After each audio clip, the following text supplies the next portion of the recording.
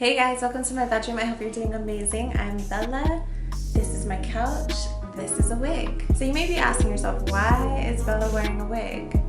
And the answer is because I got suckered into it, honestly. Scrolling through Instagram, we're constantly bombarded with perfect images, and I'm not gonna lie, I fall into the trap too sometimes. I was scrolling through Instagram mindlessly, just looking at all the beautiful women, and something eerie happened that I hadn't really recognized before. Everybody on Instagram looks the fucking same. Every bad bitch on Instagram, and this is not to take away from any of them, I think they're beautiful, like stunning, absolutely perfect, but they all look the same, from the hair to the makeup to the lips to the body proportions and measurements, the clothes they wear, where they go, the photos they take, they all look the fucking same, and it's really eerie. So if we're cool and we really know each other, then you know that I absolutely love the Twilight Zone. I'm obsessed. I think Rod Serling was an absolute genius. I think that it's absolutely incredible how well they've held up over the last 50 years or so. And as I was scrolling through Instagram, I was immediately brought back to one of my favorite episodes, actually. It's called The Number 12 Looks Just Like You. So the premise of this episode is everyone in this society on their 19th birthday gets a surgery to become beautiful, and the Bureau regulates this. I'm not exactly sure what the Bureau is, but they regulate this entire process and everybody has to go through it. And this young girl isn't about that life. Like, she doesn't want to have this surgery. She understands that without ugliness there is no beauty, and something's just not right about this. Like, it doesn't sit right with her. And everybody around her has undergone this procedure, and they're all really mindless and vapid and surface level, and it's really weird. Like, her mom looks like the nurse, looks like the maid. Like, they all have the same body and face. Like, they're the same person. Her uncle looks like her dad, looks like the doctors. Her best friend is this cute little petite blonde girl who just recently had the surgery. The main girl's name is Marilyn, and she's telling her friend Val, "You're just different. Like, don't you feel anything? Don't you feel sad?" And she goes, "No, I feel perfect. Like, everything is nice and pretty and everything is perfect." And Marilyn starts to kind of realize you're not really all there.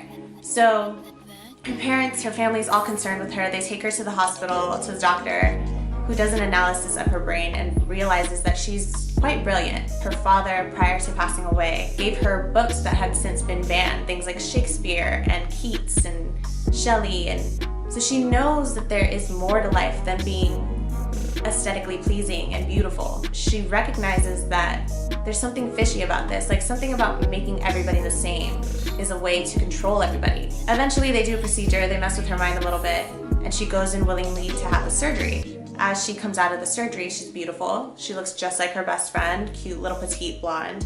She goes to the mirror, she's staring at herself, and she's just enamored with how gorgeous she looks. And she ends the episode saying, "And the best thing is, Val, I look just like you." Eerie, right? Rod Serling at the beginning of most Twilight Zone episodes would kind of set the premise, set the tone for it.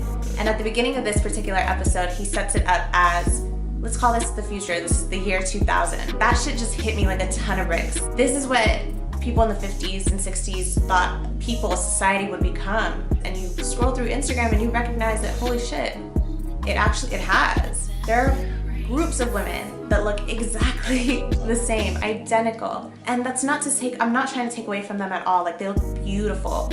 But oh my God, the standards now are so high for what it means to be beautiful, what young girls aspire to look like when they get older. I mentioned in my Getting Used to Having a Small Chest episode that when I grew up, I saw images of women with huge inflated breasts, and I thought that that's what I wanted. That's what I would look like when I got older. And now I can only imagine what young girls and young guys really must aspire to look like, or what young men think that their high school peers are gonna look like when they develop and get older. Like, bruh, no one actually looks like that. And it almost makes you feel, is there something behind this? Is there someone behind this, driving us all to look the same and act the same and feel the same? And then at the end of the episode, Rod Serling says something about, let's not say that this is impossible. It's improbable, but let's not say that this is impossible. The fact that he had like a silver lining thinking it was improbable, we're in this shit now. I'm sitting here talking to you in a wig that I bought for